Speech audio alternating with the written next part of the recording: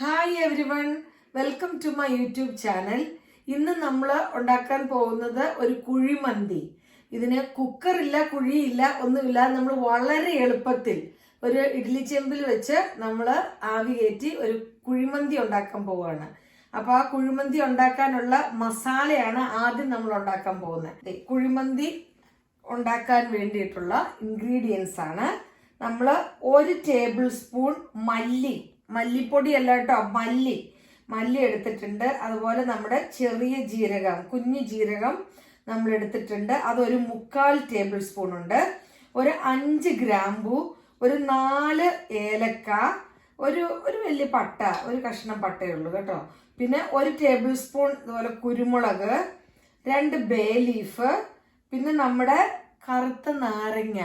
അതെല്ലാം കൂടെ നമ്മൾ ജസ്റ്റ് ഒന്ന് ചൂടാക്കി ഒന്ന് വറുത്ത് പൊടിച്ചെടുക്കാൻ പോവാണ്.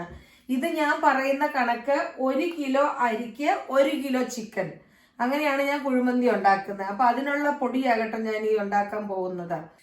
ഇപ്പതേ നമ്മുടെ മസാലയൊക്കെ ഒന്ന് ചൂടായിട്ടുണ്ട്.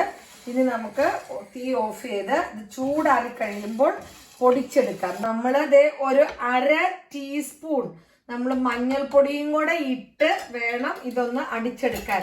ഞാനിത് ചൂടാക്കിയപ്പോൾ ഇടാതിരുന്ന് കരിഞ്ഞു പോകണ്ടല്ലോ എന്ന് ഓർത്തോണ്ട് അതിലിപ്പോ ചെറു ചൂടുണ്ടല്ലോ. ഇപ്പൊ ദേ നമ്മുടെ മസാലയൊക്കെ ചൂടാറി കഴിഞ്ഞപ്പോൾ അതിൻ്റെ ഒപ്പം മഞ്ഞൾപ്പൊടിയും കൂടെ ചേർത്ത് നന്നായിട്ട് പൊടിച്ചെടുത്തു. നല്ലതായിട്ട് പൊടിയാവണം കേട്ടോ. ഇത് നമുക്ക് നമ്മുടെ ചിക്കനിൽ മാരിനേറ്റ് ചെയ്യാനുള്ളതാണ്, അതുകൊണ്ട് നല്ല പൊടിയായിട്ട് വേണം നമുക്ക് കിട്ടാനായിട്ട്. ഇനിതേ നമ്മള് കുഴിമന്തിക്ക് ആവശ്യമായ ചിക്കൻ, സ്കിന്നോട് കൂടിയ ചിക്കൻ എടുത്താൽ ഇതിന് ടേസ്റ്റ് വരത്തുള്ളൂ കേട്ടോ. സ്കിൻ ഇല്ലാതെ എടുത്തു കഴിഞ്ഞാൽ അത്രയും ടേസ്റ്റ് കിട്ടില്ല. പിന്നെ നിങ്ങൾക്ക് ഇഷ്ടമില്ലെങ്കിൽ സ്കിൻ മാറ്റിക്കളയാം, പക്ഷെ സ്കിന്നോട് കൂടി എടുത്താലാണ് അതിന്റെ ആ ഒരു ടേസ്റ്റ് വരത്തുള്ളൂ. ഞാൻ 1 കിലോ ചിക്കനാണ് എടുത്തേക്കുന്നത്. ആ ചിക്കൻ നമ്മൾ മാരിനേറ്റ് ചെയ്യാൻ പോവുകയാണ്. അതിന് ഞാൻ ഒരു കഷ്ണം ബട്ടർ മെൽറ്റ് ചെയ്തെടുത്തു, അത് ഞാൻ ഒഴിച്ചിട്ടുണ്ട്. പിന്നെ നമ്മൾ ആ പൊടിച്ചു വെച്ച മസാല ഇല്ലേ, നമ്മുടെ മന്തി മസാല, അതിന്റെ ഒരു 1/4 ഭാഗമാണ് ഞാൻ ഇടുന്നുള്ളൂ. ഒരു 1/4 ഭാഗം അവിടെ ഇരിക്കണം. ഒരു 1/4 ഭാഗം അവിടെ ഉണ്ട് കേട്ടോ, കണ്ടോ. അതിന്റെ ഒപ്പം നമ്മൾ 1 ടേബിൾ സ്പൂൺ നാരങ്ങ നീര്. നാരങ്ങ നമ്മൾ മറ്റേ ആ കറുത്ത നാരങ്ങയൊക്കെ ഇട്ടത് കൊണ്ട് പുളി ഉണ്ടാവും. പിന്നെ ആവശ്യത്തിനുള്ള ഉപ്പ്, ഈ ചിക്കൻ ആവശ്യമുള്ള ഉപ്പ് നമ്മൾ ഇതിലേക്ക് ഇടണം. ഇതെല്ലാം കൂടെ നന്നായിട്ടൊന്ന് മിക്സ് ചെയ്തിട്ട് നമ്മുടെ ചിക്കനിൽ തേച്ച് പിടിപ്പിക്കണം. ഈ ചിക്കൻ നമ്മൾ ഉപ്പും വിനാഗിരിയും ഒക്കെ ഇട്ട് നന്നായിട്ട് കഴുകി വെള്ളം പോയി ഇരുത്തിയിരിക്കുന്ന ചിക്കനാണ് കേട്ടോ. ഇതൊരു മിനിമം ഒരു 1/2 മണിക്കൂർ, 2 മണിക്കൂറൊക്കെ വെക്കാൻ പറ്റുവാണെങ്കിൽ ഇതിനകത്തേക്ക് നല്ലതായിട്ട് മസാലയൊക്കെ കയറി നല്ല ടേസ്റ്റ് ആയിരിക്കും. അപ്പൊ സമയമില്ലാത്തൊരു 1/2 മണിക്കൂറെങ്കിലും ഇതൊന്ന് മസാല പുരട്ടി വെക്കാൻ ഓർക്കണം കേട്ടോ. ഇപ്പതേ നമ്മള് നന്നായിട്ട് മസാലയൊക്കെ പുരട്ടിയിട്ടുണ്ട്. ഇനി ഇതൊരു 1/2 മണിക്കൂർ ഇവിടെ ഇരിക്കട്ടെ. 1/2 മണിക്കൂറെങ്കിലും മിനിമം ഇരിക്കണം. 1/2 മണിക്കൂർ കഴിഞ്ഞ് നമുക്ക് മന്തി ഉണ്ടാക്കാൻ തുടങ്ങാം. ഇപ്പൊ നമ്മള് കുഴിമന്തി ഉണ്ടാക്കാൻ ആവശ്യമായ റൈസ്, ഇത് സെല്ല റൈസ് ആണ്. ഈ കുഴിമന്തിക്ക് എപ്പോഴും സെല്ല റൈസ് തന്നെ വേണം. ഈ സെല്ല റൈസ് നമ്മൾ ഒരു 20 മിനിറ്റ് വെള്ളത്തിൽ സോക്ക് ചെയ്ത് വെക്കണം, എന്നിട്ട് വേണം നമുക്ക് ഉണ്ടാക്കാൻ. ഇപ്പതേ നമ്മള് ചിക്കൻ മാരിനേറ്റ് ചെയ്ത് വെച്ചിട്ട് ഒരു 1/2 മണിക്കൂർ കഴിഞ്ഞു. ഇനി നമ്മളിത് ഇഡ്ഡലിത്തട്ടിലാണ് വേവിക്കാൻ പോകുന്നത്. അതിനായിട്ട് ഞാൻ ഒരു ഇഡ്ഡലി ചെമ്പ് അടുപ്പത്തേക്ക് വെച്ചു. ഇഡ്ഡലി പാത്രത്തിൽ നമ്മൾ വെള്ളം ഒഴിച്ചിട്ട് നമ്മൾ ആ തട്ട് വെച്ചു. ഇഡ്ഡലിയുടെ തട്ടല്ല, ഇങ്ങനെ ഇരിക്കുന്ന ഓട്ടയുള്ള തട്ടാണ് വെക്കേണ്ടത്. അത് വെച്ച് കഴിഞ്ഞിട്ട് നമ്മളിത് ചിക്കൻ വെക്കുകയാണ്, വേവിക്കാനായിട്ട് അങ്ങോട്ട് വെച്ചു കൊടുക്കുകയാണ്. ചിക്കൻ ഇങ്ങനെ വെച്ചു കൊടുത്തു. ഇനി ഇതിൽ കിടന്ന് ചിക്കൻ വേവട്ടെ. ഒരു 40 മിനിറ്റ് എങ്കിലും എടുക്കുമായിരിക്കും, നമുക്ക് ഇടയ്ക്ക് നോക്കാം. ഇപ്പതേ നമ്മുടെ ചിക്കൻ ആവിയില് വേവിക്കാൻ വെച്ചിട്ട് ഒരു 20 മിനിറ്റ് കഴിഞ്ഞു. 20-25 മിനിറ്റ് ആകുമ്പോൾ നമ്മളിത് മറച്ചിടണം. തിരിച്ചിട്ടു. ഇനി അവിടെ ഇരുന്ന് വേവട്ടെ. ഇപ്പതേ നമ്മുടെ ചിക്കനൊക്കെ വെച്ചിട്ട് ഒരു 40 മിനിറ്റ് ആയിട്ടുണ്ട്. നമുക്കിനി ഇത് ഓഫ് ചെയ്യാം.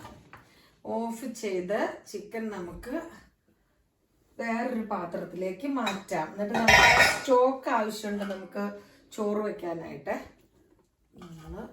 ഇനിതേ നമ്മൾ കുഴിമന്തിക്ക് ആവശ്യമായ ചോറ് റെഡിയാക്കാൻ പോവുകയാണ്. അതിനായിട്ട് നമ്മൾ സെല്ലാ റൈസ് 20 മിനിറ്റ് വെള്ളത്തിലിട്ട് വെള്ളം വാർന്ന് വെച്ചിരിക്കുകയാണ്.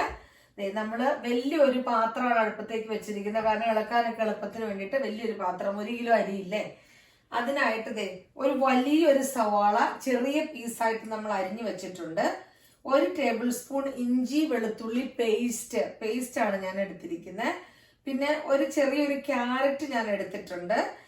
ക്യാപ്സിക്കം ഉള്ളൊരു ക്യാപ്സിക്കം എടുത്തോ, ക്യാപ്സിക്കം ഇല്ലെങ്കിൽ ക്യാരറ്റ് എടുക്കാം.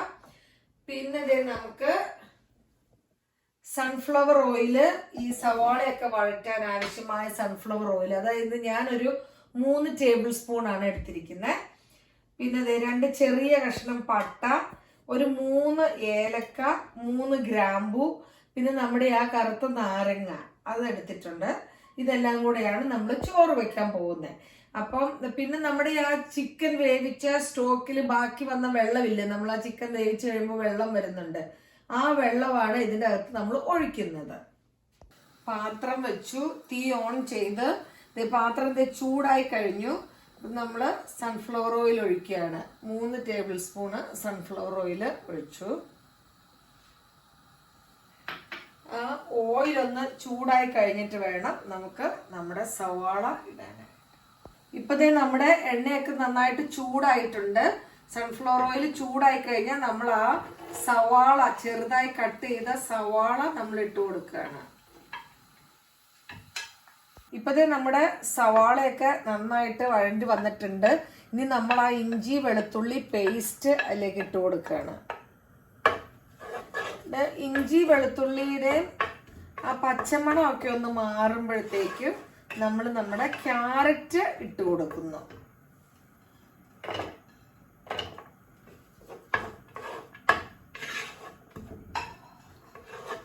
നമ്മുടെ ക്യാരറ്റൊക്കെ ഒന്ന് വെന്ത് കഴിയുമ്പോഴേക്കും ഞാൻ കാണിച്ചപ്പോൾ 2 പച്ചമുളക് കാണിക്കാനായിട്ട് മറന്നുപോയി. നമ്മൾ 2 പച്ചമുളക് ഇതിനകത്ത് ഇടണം കേട്ടോ.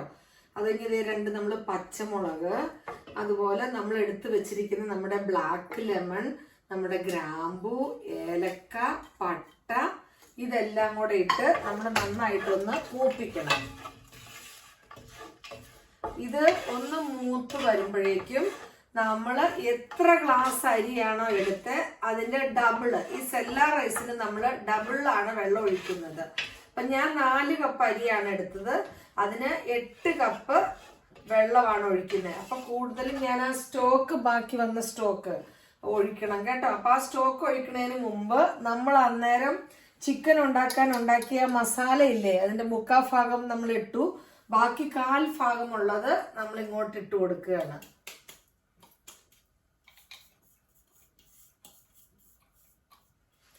അതുകൂടെ ഇട്ട് ആ മസാലയുടെ കുത്തൊക്കെ ഒന്ന് മാറി കഴിയുമ്പോഴാണ് നമ്മൾ ആ സ്റ്റോക്ക് ഒഴിച്ചു കൊടുക്കുന്നത്.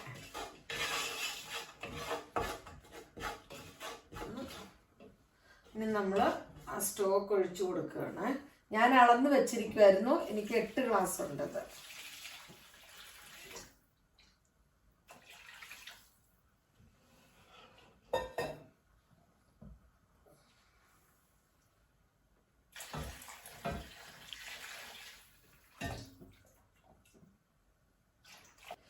ഇതില് നമ്മളിപ്പം ഉപ്പ് നോക്കണം, ഉപ്പ് പാകത്തിനിടണം. അതായത് ചോറിനും കൂടെയുള്ള ഉപ്പ് നമ്മളിപ്പം ഇട്ട് കൊടുക്കണം. അരി വേവിക്കുന്നതിന് മുമ്പ് ഉപ്പ് ഇട്ടിട്ട് ഇപ്പതേ നമ്മുടെ വെള്ളമൊക്കെ നന്നായിട്ട് തിളച്ച് വന്നിട്ടുണ്ട്.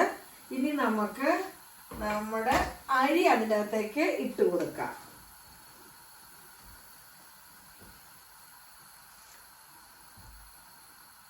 നമ്മുടെ അരിയൊക്കെ ഇട്ടു. ഇനി ഒന്ന് ഇളക്കി കൊടുത്തിട്ട് ഒരു 3 മിനിറ്റ് ഇവിടെ ഇരുന്നൊന്ന് വേവട്ടെ.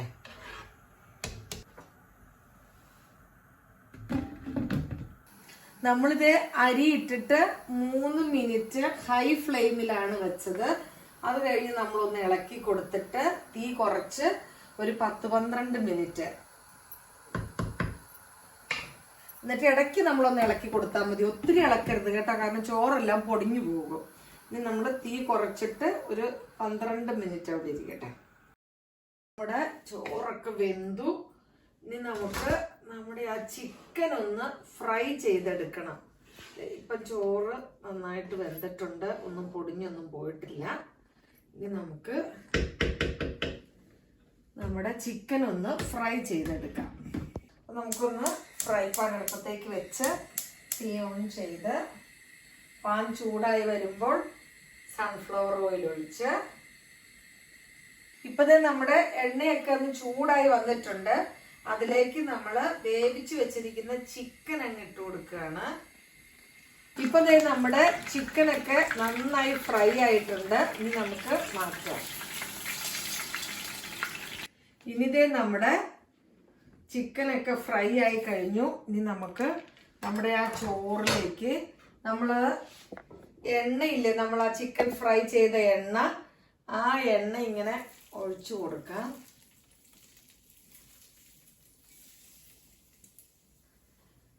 ചോറൊന്ന് നന്നായിട്ടൊന്ന് ഇളക്കി കൊടുക്കാം.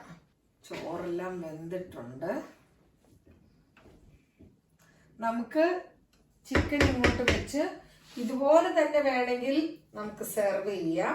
2 ചിക്കനും അങ്ങോട്ട് വെച്ചു. അങ്ങനെ നമ്മുടെ സ്വാദിഷ്ടമായ കുഴിമന്തി റെഡി ആയി കഴിഞ്ഞു. ഇനി നിങ്ങൾക്ക് ഇത് വേണമെങ്കിൽ ഒരല്പം ചാർക്കോള് ഒരു പാത്രത്തിൽ വെച്ചിട്ട് ഒന്ന് പുകയടിച്ചെടുക്കാം. എൻ്റെ കുട്ടികൾക്ക് ആ പുകമണം അത്ര ഇഷ്ടമല്ല, അതുകൊണ്ടാണ് ഞാൻ ആ ഒരു ബിറ്റ് വേണ്ടാന്ന് വെച്ചത്. നിങ്ങൾക്ക് അത് വേണമെങ്കിൽ അങ്ങനെ ചെയ്യാൻ കേട്ടോ, അല്ലെങ്കിൽ പിന്നെ എൻ്റെ ഫുഡെല്ലാം വേസ്റ്റ് ആവും. അതുകൊണ്ടാണ് ഞാനത് ചെയ്യാത്തത്. നിങ്ങളത് ചെയ്താൽ നല്ലതാണ്, എനിക്കിഷ്ടമാണ്, പക്ഷെ കുട്ടികൾക്ക് ഇഷ്ടമല്ല. അങ്ങനെ നമ്മൾ സെർവിങ് ഡിഷിലേക്ക് മാറ്റിയിട്ടുണ്ട്. നല്ല സ്വാദിഷ്ടമായ കുഴിമന്തി റെഡി ആയി കഴിഞ്ഞു. ഇതുണ്ടല്ലോ, ആദ്യം ആ ഫ്രൈ ചെയ്യണയൊക്കെ സമയത്ത് കുറച്ച് ഉണക്കമുന്തിരിയൊക്കെ ഇടുവാണെങ്കിൽ നല്ലതാണ്. പക്ഷെ ഈ പറഞ്ഞ പോലെ എൻ്റെ കുഞ്ഞുങ്ങൾക്ക് അതും ഇഷ്ടമല്ല. അതുകൊണ്ടാണ് ഉണക്കമുന്തിരി ഇടുമ്പോൾ വെളുത്ത ഉണക്കമുന്തിരി ഇടണം കേട്ടോ, കറുത്തത് ഇടരുതേ. വെളുത്ത് ഇട്ടാലാണ് ഇതിന് ടേസ്റ്റ് വരുള്ളൂ. പക്ഷെ എൻ്റെ കുട്ടികൾ ഇത് ഉണ്ടാക്കാൻ തുടങ്ങിയപ്പോഴേ പറഞ്ഞു, അമ്മ ചാർക്കോളും ഉണക്കമുന്തിരിയും ഒന്നും വേണ്ട, അല്ലാത്ത കുഴിമന്തി മതി നമുക്കെന്ന്. അതുകൊണ്ടാണ് ഇങ്ങനെ ഉണ്ടാക്കിയത് കേട്ടോ. അപ്പം ഇത് എല്ലാവരും ഒന്ന് ട്രൈ ചെയ്ത് നോക്കണേ. എൻ്റെ ചാനൽ ഇഷ്ടപ്പെട്ട ലൈക്ക്, ഷെയർ, സബ്സ്ക്രൈബ് ചെയ്യാൻ മറക്കരുത്. Thanks for watching.